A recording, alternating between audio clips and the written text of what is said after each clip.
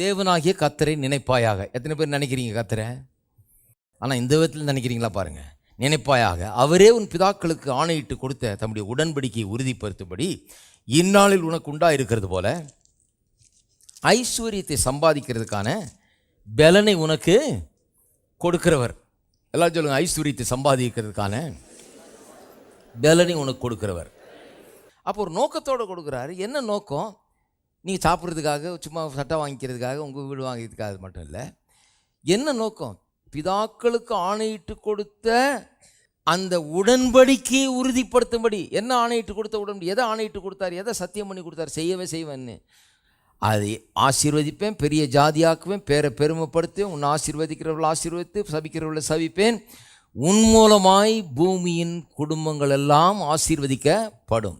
எப்படி ஆசீர்வதிக்கப்படும்? உன் மூலமாய்னா உனக்கு மூலமாக பிறக்க போகிற இயேசுவின் மூலமாய் பூமியின் குடும்பங்கள் எல்லாம் ஆசீர்வதிக்கப்படும். இதுதான் உடன்படிக்கை. இதைத்தான் சொல்லி கொடுத்தாரு. இதுதான் அவன்கிட்ட சொன்னார், சத்தியமாக அதை செய்வேன், நான் நிச்சயமாக செய்வேன், இதை நிச்சயமாக செய்வேன்னு சொல்லிட்டு அதன் நிமித்தமாக தான் அவனை பணக்காரனாக்குனார். ஹலோ, ஏன்னா இவன் மூலமாக இவன் பஞ்சத்தில் அடிபட்டு சாகக்கூடாது, இவன் அழிஞ்சு போயிடக்கூடாது, இவன் வம்சம் கஷ்டப்படக்கூடாது. ஏன்னா இந்த வம்சத்தின் மூலமாக தான் இயேசு வரணும், இயேசுவின் மூலமாக ரட்சிப்பு வரணும், அந்த ரட்சிப்பின் மூலமாக உலகம் முழுவதும் எல்லா வம்சத்துக்கும் ரட்சிப்பு உண்டாக வேண்டும். அப்போ இவன் நல்லா இருக்கிறது அவசியம். நான் சொல்கிறேன், நம்ம நல்லா இருக்கிறது ஏன் அவசியம்னா, நம்ம மூலமாக தான் இன்றைக்கு சுவிசேஷம் இந்த பூமியில் பரவ வேண்டும். ஐஸ்வர்யத்தை சம்பாதிக்க பலனை ஏன் தர்றாருன்னு யோசித்து பார்க்க வேணும். ஒரு பெரிய நோக்கத்தை வைத்துக்கொண்டு அவர் அதெல்லாம் செய்கிறார். ஏன்னா உங்களை ஒரு பெரிய எடுத்துக்காட்டாக வைக்க விரும்புகிறார். உங்களை வச்சு மற்றவங்களெல்லாம் அட்ராக்ட் பண்ண விரும்புகிறார். உங்களை வச்சு இந்த உலகம் முழுக்க தம்முடைய குமாரனுடைய சுவிசேஷத்தை பரப்ப விரும்புகிறார், நற்செய்தியை பரப்ப விரும்புகிறார். ஒரு பெரிய நோக்கம் இருக்குது. இதுக்கு தான் பணம், இதுக்கு தான் ஐஸ்வர்யம், இதெல்லாம். திருப்போம் நீதிமொழிகள் 13ஆம் அதிகாரம் 22ஆம் வசனத்தை பாருங்கள். சில காரியங்களை சொல்ல போகிறேன். நல்லவன் தன் பிள்ளைகளின் பிள்ளைகளுக்கு சுதந்திரம் வைத்து போகிறான், பாவியின் ஆஸ்தியோ நீதிமானுக்காக சேர்த்து வைக்கப்படும். ஐஸ்வர்யத்தை சம்பாதிக்க பலனை கொடுக்குற ஒரு தேவன் சொல்லியிருக்கு இல்லையா? எப்படி பலனை தர்றாருன்றது ஒரு வழி இது. இதில் அநேக நேரத்தில் நம்ம எதை வலியுறுத்துகிறோம்? இந்த 2ஆம் பகுதியை, பாவிகளின் ஆஸ்தியை என்ன பண்ணுறாராம்? நீதிமானுக்காக சேர்த்து வைக்கப்படுமா. பாவியின் ஆஸ்தி நீதிமானுக்காக சேர்த்து வைக்கப்படுறத நல்லா கேட்டிருக்கிறோம் நம்ம இல்லையா? ஆனால் இது இன்னொரு வாக்கியத்தினுடைய தொடர்ச்சி இது. அதாவது முதல் பகுதியும் வாசிக்கணும். முதல் பகுதி என்ன? நல்லவன் தன் பிள்ளைகளின் பிள்ளைகளுக்கு சுதந்திரம் வைத்து போகிறான். அப்போ பிள்ளைகளின் பிள்ளைகளுக்கு சுதந்திரம் வைத்து போகிறதுனா சாதாரண ஒரு காரியம் இல்லை. It speaks of incredible wealth. நிறைய பேர் பிள்ளைக்கே வைக்க முடியல, நிறைய பேர் தங்கப்பாடே திண்டாட்டம், பிள்ளைகளுக்கு அங்கே வைக்கிறது. அப்புறம் பிள்ளைகளின் பிள்ளைகளுக்கு வைக்கணும்னா ரொம்ப you have to be very rich, நிறைய இருக்கணும் காசு, அப்போ தான் பிள்ளைகளின் பிள்ளைகளுக்கு வைக்க முடியும். நிறைய பேர் சொல்லுவாங்க இது ஆவிக்குரிய சுதந்திரம். எல்லாத்தையும் ஆவிக்குரியதாகிடாதீங்க. ரொம்ப பிளெயினாக நம்ம டீல் பண்ணணும். இதை ஆவிக்குரியபடி பேசினா பேசலாம். இங்கே அப்படி சொல்லப்படலை. இங்கே ஆஸ்தியை பற்றி பேசிக்கிட்டு இருக்குது. அதை பற்றி சொல்லும்போது தான் சொல்லியிருக்கிறது, நல்லவன் தன் பிள்ளைகளின் பிள்ளைகளுக்கு சுதந்திரம் வைத்து போகிறான், பாவியின் ஆஸ்தியோ யாருக்கு வைக்கப்பட்டிருக்கிறது? நீதிமானுக்காக சேர்த்து வைக்கப்படும். அப்போ இங்கே ஆஸ்தியை பற்றி தான் பேசுது. இதை சும்மா நம்ம எல்லாத்தையும் ஆவிக்குரியதாக்கிட்டு எல்லாத்தையும் அந்த மாதிரி பண்ணிடக்கூடாது. நியாயமான விதத்தில் இதை வியாக்கியானம் பண்ண வேணும். அப்போ நல்லவன் ஒரு குவாலிஃபிகேஷன் பாருங்கள், அது கொடுக்குறா. எல்லாரும் வச்சுட்டு போகிறதில்ல. இப்படி சொல்கிறேன் வேணா, கிறிஸ்தவன் தன் பிள்ளைகளின் பிள்ளைகளுக்கு சுதந்திரம் வைத்து போகிறான்னு சொல்லலை. ஹலோ, அதனால தான் எல்லா கிறிஸ்தவங்களும் வச்சுட்டு போகிறதில்ல. கிறிஸ்தவன் தன் பிள்ளைகளின் பிள்ளைகளுக்கு ஆஸ்தியை வச்சுட்டு போகிறான்னு சொல்லலை. நல்லவன், நிறைய பேர் கிறிஸ்தவங்க இருக்காங்க, நல்லவர்கள் இல்லை. வேதத்தின்படி நல்லவன் நீங்கள் சொல்லியிருக்கிறது, அது யார் நல்லவன்? அநேக இடத்துல நல்லவனை பார்த்தீங்கன்னா யார் நல்லவன் என்று வேதத்தில் நம்ம பார்க்க சொன்னால், நல்லவனை இப்போ பாருங்கள், நல்ல சமாரியன்னு வாசிக்கிறோம், ரொம்ப ஃபேமஸ் கதை இல்லையா? அவன் ஏன் நல்லவன்? ஒருத்தன் குற்றுயிராக கிடக்கிறான், திருடர்கள் அவன்கிட்ட எல்லாத்தையும் பிடுங்கிட்டு அவனை அடித்து குற்றுயிராக போட்டு போகிறாங்க. இந்த நல்லவன் மற்றவெல்லாம் இப்போ பார்த்துட்டு அப்படி போயிட்டே இருக்கிறான். அவனெல்லாம் நல்லவன் கிடையாது பாருங்கள். அவனெல்லாம் அதை செய்திருக்கலாம், ஒன்றும் செய்யலை. இந்த நல்லவன் இவன் ஏன் நல்லவன்னா, இவன் அவனை எடுத்து அவனுடைய காயத்தை ஆற்றி அவனுக்கு வேண்டிய உதவிகளை செய்து கொண்டு ஒரு இடத்துல சேர்த்து அந்த தங்கும் இடத்துல அந்த ஆள்கிட்ட கொடுத்து, இதுக்கெல்லாம் கவனிங்கவனை, இதுக்கு காசு கொடுத்துட்டு போகிறேன், இன்னும் காசு செலவானாலும் நான் திரும்ப வரும்போது தர்றேன்னு சொல்லிட்டு போகிறான். இவன் யாரோ பாருங்கள், வழியில் கிடக்கிறவனுக்கு இவ்வளோ பெரிய ஒரு உதவியை செய்கிறான். அதனால தான் அங்கே அந்த கதையில் இயேசு சொல்லுகிறார், அவன் யார்? வெறும் சமாரியன் இல்லை, அவன் நல்ல சமாரியன். அவன் ஏன் நல்ல சமாரியன்னா, இந்த நல்லவன் என்கிற வார்த்தை அநேக நேரத்தில் வேதத்தில் கொடுக்கிறவன் அல்லது தாராளமாய் கொடுக்கிறவன் என்பதை பற்றி தான் அது அந்த அர்த்தத்தில் சொல்லப்பட்டிருக்கு. அவன் நல்லவன் என்று சொல்லியிருக்கிறது. இன்னொரு உதாரணம் சொல்லுகிறேன். இயேசு கல்வாரி சிலுவையில் மரித்த போது அவரை புதைப்பதற்கு கல்லறை இல்லை பாருங்க. அங்கே அரிமத்தேயா ஊரானாகிய யோசேப்பு என்கிறவன் அவன் தன்னுடைய கல்லறையை அவருக்கு தருகிறான். ஒரு ரிச் மேனுடைய கிரேவில் தான் அவரை போச்சாங்க. ஒரு பணக்காரனுடைய கல்லறையில் தான் இயேசுவை போச்சாங்க. ஆனால் அவன் எவ்வளோ தாராள கர்த்தம் பாருங்கள். அவன் இப்படி சபிக்கப்பட்டவரை போல் மரத்தில் தூங்கி எல்லாரும் ஓடிட்டாங்க. சீஷர்கள் கூட பயந்துட்டு போயிட்டாங்க. அப்படிப்பட்ட ஒரு ஆளை அந்த சிலுவையிலேருந்து இறக்கி, இந்த சபிக்கப்பட்ட மனுஷனாய் செத்த இந்த மனுஷன் இறக்கி என் கல்லறையில் வைங்க, பரவாயில்ல, என்னுடைய கல்லறையை நான் தரேன்னு சொல்லி அவ்வளோ தாராள குணத்தோடு அந்த கல்லறையை கொடுத்து, யாரும் ஏற்றுக்கொள்ள மாட்டாங்க இந்த சரீரத்தை, எங்கேயாவது ஊர் வெளியே கொண்டு போய் எங்கேயாவது போதைங்க அப்படிம்பாங்க. சபிக்கப்பட்ட ஒருவனாய் கருதப்பட்டவர் அவர். அவருடைய சரீரத்தை எடுத்து கொண்டு போய் அவன் தன்னுடைய கல்லறையில் வைத்து மிகுந்த மரியாதையோடு அதை அவன் வைத்தான் என்று அங்கே வாசிக்கிறோம். அப்போ அவன் நல்லவன். அவனை குறித்து சொல்லும்போது அவனை நல்லவன் என்று சொல்லியிருக்கிறது. இப்படி நல்லவன்கிறது அநேக நேரத்திலே தாராளமாக கொடுக்கிறவர்களை குறித்து சொல்லி இருக்கிறது. இந்த கொடுக்கிறதுங்கிறது சாதாரண ஒரு காரியம் இல்லை பாருங்கள். கொடுங்கள் அப்பொழுது உங்களுக்கு கொடுக்கப்படும், அமுக்கி குலுக்கி சரிந்து விழும்படி மனிதர்கள் மடியில் கொண்டு வந்து போடுவார்னு வாசிக்கிறோம். அநேக நேரத்தில் இந்த கொடுக்கறத ஒரு இவெண்ட்டாக நினைக்கிறோம். நம்ம ஒரு சம்பவம், இன்னைக்கு கோயிலுக்கு போனேன் கொடுத்தேன், இல்லை ஏதோ ஒரு தேவை இருந்தது இன்னாருக்கு அது கொடுத்தேன் அப்படின்னு நினைக்கிறோம். ஒரு சம்பவம் என்றைக்கோ ஒரு மாதத்தில் ஒரு நாள் செய்கிறது அல்லது வாரத்தில் ஒரு நாள் செய்கிறது, என்றைக்கோ ஒரு நாள் நினச்சா செய்கிறது, முடிஞ்சால் செய்கிறது அப்படின்ற ஒரு சம்பவம் கிடையாது. கொடுப்பது என்பது ஒரு வாழ்க்கை முறை. It's a life style. சம்பவம் கிடையாது. கொடுத்துக்கிட்டே இருக்கிறோம், கொடுக்கறதுக்காகவே வாழுகிறோம். கொடுக்கறது தான் நம்முடைய நோக்கம், கொடுக்கறது தான் நம்முடைய ஆசை, கொடுக்கறதுல தான் நமக்கு இன்பம். அப்படிப்பட்ட ஒரு வாழ்க்கை பாருங்கள். ஏதோ ஒரு சம்பவம் கிடையாது. எப்படா என்ன ஆப்பர்ச்சுனிட்டி வரும், என்ன ஒரு வாய்ப்பு வரும், எப்படி கொடுக்கலாம், நம்ம எவ்வளோ கொடுக்கலாம், எப்படி இன்னொருடைய முகத்திலே கஷ்டப்படுற முகத்திலே மகிழ்ச்சியை நாம் காணலாம் என்று அப்படி எண்ணிக்கொண்டிருக்கிறவன். அப்போ அந்த வசனத்தை கொஞ்சம் வித்தியாசமாக வாசிக்கணும். கொடுங்கள் அப்பொழுது கொடுக்கணும்னா என்னைக்காக ஒரு நாள் கொடுத்தா திருப்பி கொடு, அப்படி அல்ல. கொடுங்கள்னா கொடுக்கிறவர்களாக வாழுங்கள், தாராளமானவர்களாக இருங்கள், அப்பொழுது உங்களுக்கு தாராளமாக அமுக்கி குலுக்கி சரிந்து விழும்படி கொட்டி கொண்டே இருக்கும். நல்ல கவனிங்க. கொடுக்கறத வாழ்க்கை முறையாக்குனா, எப்போ பார்த்தாலும் கொடுக்குற வேலையிலே இருந்தால், கொடுக்கறதுக்காகவே வாழ்ந்தா கொட்டுன்னு கொட்டி கொண்டே இருக்கும். அதுதான் அந்த வசனம் சொல்லுது. கொடுங்கள் அப்பொழுது உங்களுக்கு கொடுக்கப்படும், அமுக்கி குலுக்கி சரிந்து விழும்படி மனிதர்கள் மடியில் கொண்டு வந்து போடுவார்கள். என்னைக்கோ ஒரு நாள் கொடுத்து அந்த கொடுத்ததுக்கு திரும்ப பெறுறதல்ல, கொடுத்துக்கிட்டே இருக்கிறதுனால வந்துக்கிட்டே இருக்குது. ஹலோ, ஒரு மனுஷனுடைய வாழ்க்கையில் எப்படி அவன் செல்வந்தனாய் மாறுகிறான், எப்படி ஐஸ்வர்யவானாக மாறுறான். பிள்ளைகளுக்கு சுதந்திரத்தை வைத்து போகிறதுன்னு சொன்னால், நான் சொன்னேன் இல்லையா, இன்க்ரெடிபிள் வெல்த். அதாவது நிறைய வெல்த் இருக்கணும். இது சும்மா நான் டெய்லி 10 ரூபாயை கொண்டு போய் போட்டு அந்த பாஸ்புக்கை பத்திரமா வச்சுருக்கேன் பிரதர், சிறுக சிறுக சேர்த்து அடியேன் அப்படியே சேர்த்து வச்சுருக்கேன். சரி, நல்லது. சரி, சில டிசிப்ளின்லாம் இருக்க வேண்டியதான். சேவிங்ஸ் எல்லாம் நல்லது, அதெல்லாம் எறும்பை பார்த்து கற்றுக்கொள்ளுங்கள்லாம் வேதம் சொல்லுது, அதெல்லாம் நல்லது தான். ஆனால் ஒன்று சொல்கிறேன் கேளுங்க, இந்த ஐஸ்வர்யம் என்கிறது இந்த நீங்கள் நினைக்கிற மாதிரி இந்த இதில் வர்றதில்ல. வேதத்தின்படி பார்த்தீங்கன்னா இந்த பெருக்கம் பிள்ளைகளுக்கு வச்சுட்டு போகிற அளவுக்கு, இந்த 10 ரூபாயை போட்டு வச்சிங்கன்னா ஒரு வேளை 2 இன்சூரன்ஸ் பாலிசி வேணால் வச்சுட்டு போவீங்க பிள்ளைக்கு. ஆனால் பிள்ளைகளுக்கு வச்சுட்டு போகிற அளவுக்கு அவ்வளவு வேணும்னு சொன்னால் இதில் அற்புதம் நடக்கணும். இதில் அற்புதமான தெய்வீகமான பெருக்கம் உண்டாகணும். அது எங்கே உண்டாகுது? கொடுங்கள் அப்பொழுது உங்களுக்கு கொடுக்கப்படும், கொடுத்து கொண்டே இருங்கள், அப்போ உங்களுக்கு கொடுக்கப்பட்டு கொண்டே இருக்கும், பல விதத்தில் கொட்டி கொண்டே இருக்கும். அப்படித்தான் பெருகும் செல்வம். நீங்கள் நினைக்கிற மாதிரி இல்லை. உங்கள் கணக்கெல்லாம் தப்பு. ஹலோ, நிறைய பேர் ரொம்ப கணக்கு போட்டு வச்சுட்டு ரொம்ப சாமர்த்தியமாக உட்காந்துட்டு இருக்கிறாங்க. எனக்கு தெரியும் கணக்கு எப்படி வரும் இதுன்னு. அதுக்கு தான் சபைக்கு வரணும். சபையில் இங்கே வித்தியாசமாக போதிப்போம். நீங்கள் சொல்கிற கணக்கின்படி அல்லங்க. கொடுங்கள் அப்பொழுது உங்களுக்கு கொடுக்கப்படும். எப்போ பிள்ளைகளுக்கு வச்சுட்டு போகிற அளவுக்கு வரும்னு சொன்னால், அவ்வளோ பெரிய பெருக்கம் வரும்னு சொன்னால், இது அற்புதமான விதத்திலே பெருகும். அற்புதமான விதத்தில் பெருகும்னா இதெல்லாம் நான் தியரட்டிக்கலாக பேசல, கொஞ்சம் அனுபவித்து பார்த்து பேசுகிறேன். எங்கள் அப்பா அந்த காலத்தில் 100 ரூபா சம்பளம் வாங்கிட்டு இருந்தப்போ எங்கள் பாட்டியம்மா அவங்க சொல்லுவாங்க, அவங்க ஒரு வித்தியாசமான பெந்தகோஸ்து பாட்டி. அவங்க இந்த ப்ராஸ்பரிட்டிலாம் ரொம்ப நம்பிக்கை உண்டு அப்போ அவங்களுக்கு. அவங்க என்ன சொல்லுவாங்க, இந்த இல்லைன்ற வார்த்தைலாம் வரவே கூடாது வாயில். இல்லைன்னு பேசக்கூடாது. வீட்டில் பேசினா தொலைஞ்சோம், அவ்வளோதான். நொறுக்குன்னு கொட்டு விழும்.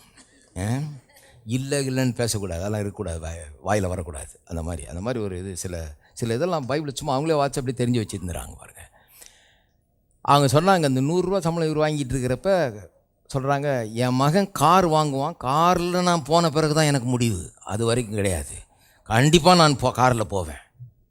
அந்த காலத்தில் நாங்கள் இருந்த தெருவிலே யார்கிட்டையும் கார் கிடையாது. அங்கேருந்து ஒரு மைல் போனால் தான் யாராவது கார் வச்சுருக்கவங்கள பார்க்க முடியும். அந்த மாதிரி காலம் பாருங்கள். இந்த 100 ரூபா சம்பளத்தில் கார் வாங்கலான்னு பேசினா சிரிக்க தான் செய்வாங்க எல்லோரும். யாரும் கார் அப்போல்லாம் கார் வாங்குறது ரொம்ப கஷ்டம். முதல்ல ஒரு சைக்கிளை வாங்கும்பாங்க, சைக்கிளில் காற்றடிக்கிறதே பெரிய கஷ்டம். அப்படி இருக்கிற காலத்தில் எங்கள் பாட்டி சொன்னாங்க, என் மகன் கண்டிப்பாக கார் வாங்குவான், அதில் நான் போவேன்.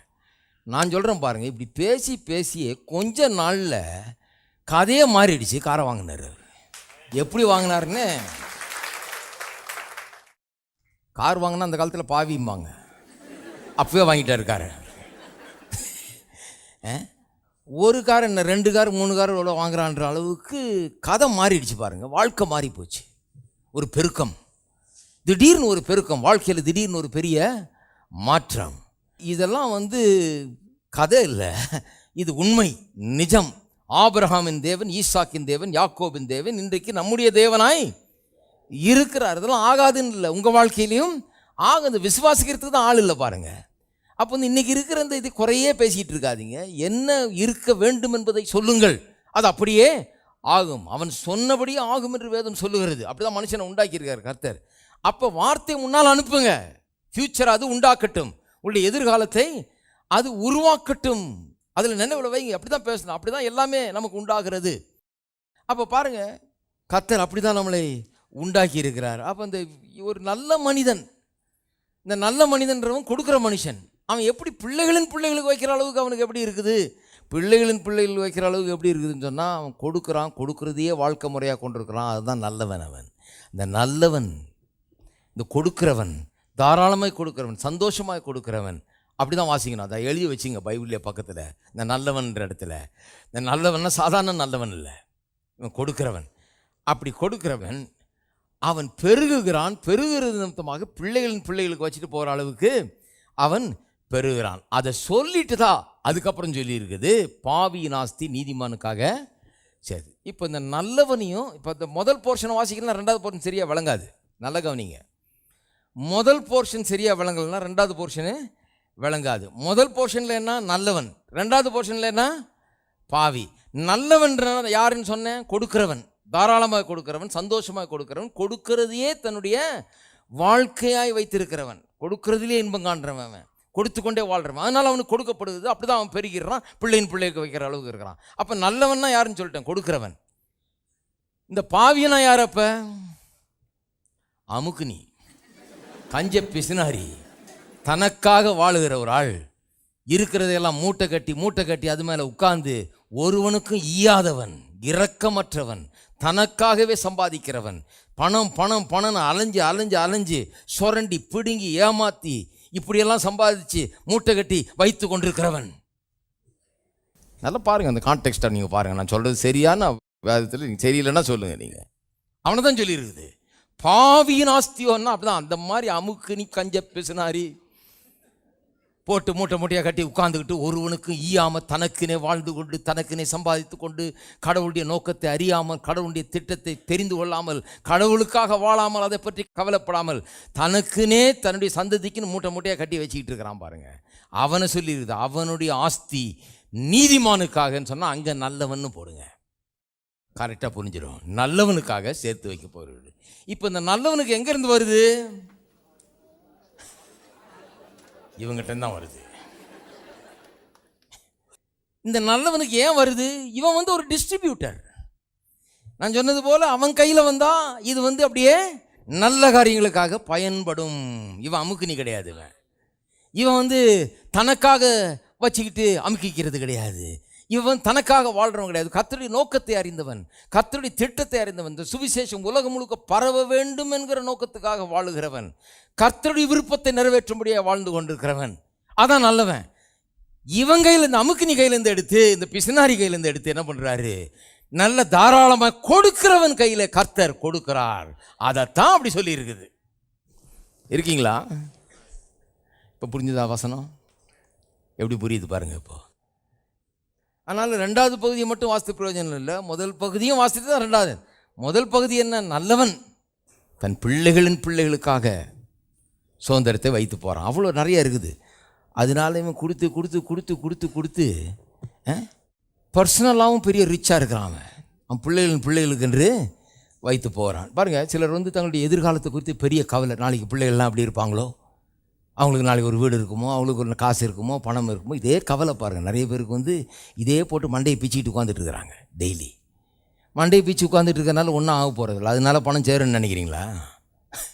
இன்னும் மண்டை பிச்சுக்கும்.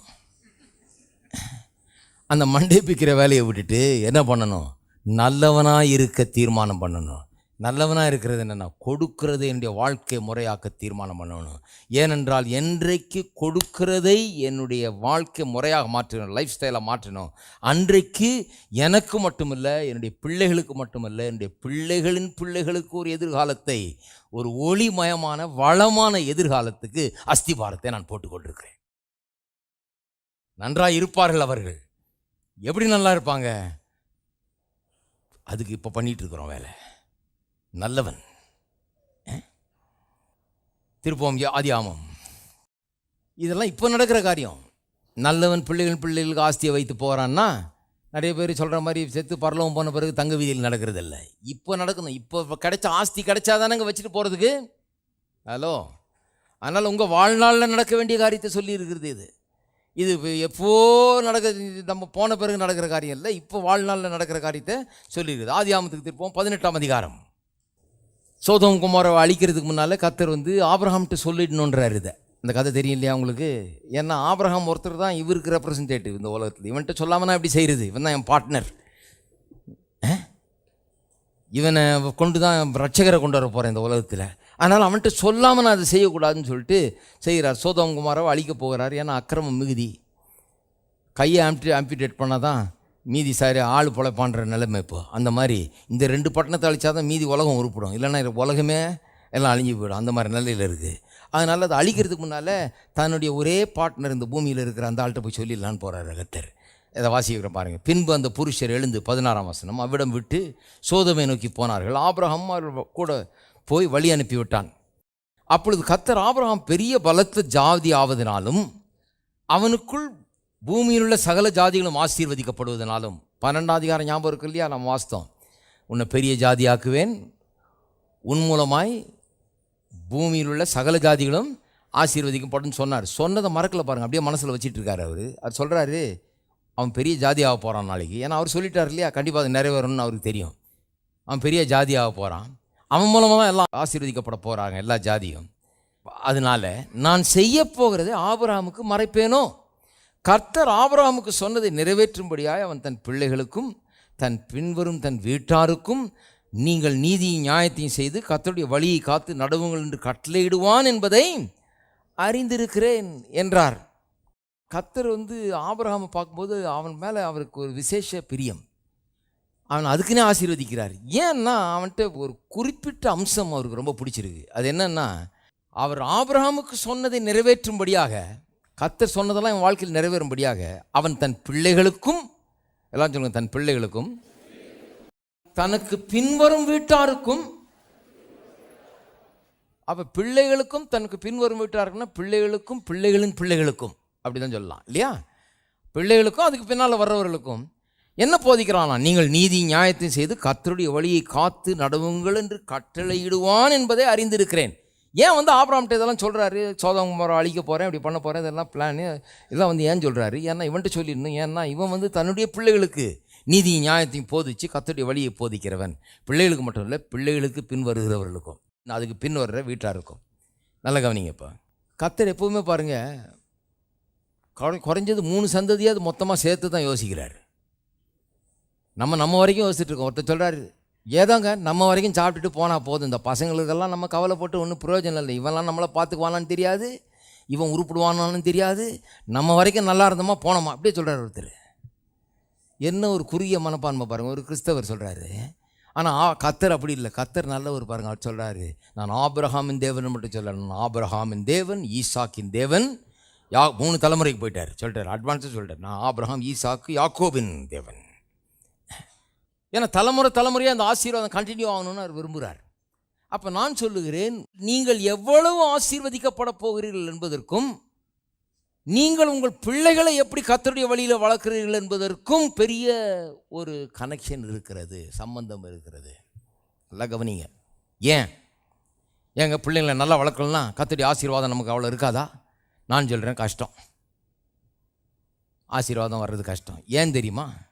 ஏன்னு சொன்னால், நீங்கள் ஒருவேளை நல்ல ஆட்களாக இருக்கலாம், நல்லவர்களாக இருக்கலாம், உங்கள் பிள்ளைகளை நீங்கள் நல்லா வளர்க்கலைன்னா அந்த பொல்லாதவங்க கையில் உங்கள் வீட்டையும் உங்கள் சொத்தையும் உங்கள் காசையும் கொடுத்துட்டு போனீங்கன்னா, அந்த பொல்லாதவங்க கையில் கொடுக்குற காசு, கடவுளுக்கு பயப்படாத ஒரு பிள்ளைகிட்ட கொடுக்குற காசு, அது இந்த உலகத்தில் போய் சேரும், அக்கிரமக்காரன் கையில் போய் சேரும், அக்கிரமத்தை செய்ய அது பயன்படும். கர்த்தர் அதை விரும்பவில்லை. ஹலோ. அதனால் பிள்ளைகளை கர்த்தருக்காக நாம் ஆயத்தப்படுத்தினால், கர்த்தருக்காக வாழ அவர்களை நாம் கற்றுக் கொடுத்தால், கர்த்தருக்கு பயப்படுகிறவர்களாக வாழ கற்றுக் கொடுத்தால், அதற்கென்று ஒரு பெரிய முயற்சியில் இறங்கினா. நிறைய பேர் பிள்ளைக்கு காசு சேர்க்கணும், வீடு வாங்கணும், பிள்ளைக்கு நகை வாங்கணும், பிள்ளைக்கு இது வாங்கணும், அது வாங்கணும், எல்லா முயற்சியில் இறங்குறாங்க பாருங்கள். ஆனால் இந்த முயற்சி மட்டும் இறங்குறதில்லை. பிள்ளைக்கு எப்படி கர்த்தருடைய வழியில் போதிக்கிறது, கர்த்தருடைய அதுக்கு எப்படி நம்ம உதாரணமாக இருக்கிறது, எப்படி நல்லா வாழ்ந்து காட்டுறது, எப்படி அவங்கள நடத்துறது, அவங்கள லீட் பண்ணுறது, எப்படி அவங்களுக்காக எப்படி ஒரு ஆவிக்குரிய ஜீவித்தை திட்டமிட்டு அதில் எப்படி அவளை கொண்டு செல்வது என்பதை யோசிக்கிறது கிடையாது.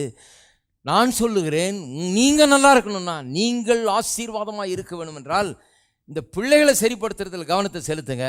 அதற்கேற்றால் மாதிரி உங்களுடைய ஆசீர்வாதம் பெருகும். கர்த்தர் அதை பார்க்கும்போது என்ன நினைக்கிறார், இவன்கிட்ட கொடுத்தா அடுத்த சந்ததியும் நல்லா நம்முடைய நோக்கத்தை நிறைவேற்ற சந்ததியாக இருக்கும், அது கையில் நிறைய காசு இருக்கும், அப்புறம் அதுக்கு அடுத்த சந்ததியும் அப்படியே இருக்கும். ஏனென்றால் இவன் பிள்ளைகளுக்கும் அதன் பின் தன் வீட்டாருக்கும் போதிக்கிறவனாக இருக்கிறான். அதுக்குன்னே கர்த்தர் உங்களை ஆசீர்வதிப்பார். இருக்கீங்களா? அப்போ இங்கே சபைக்கு வருகிறவரெல்லாம் தெரிந்து வைத்துக்கொள்ளணும், பிள்ளை வளர்க்குறதுன்றது ஒரு பெரிய வேலை.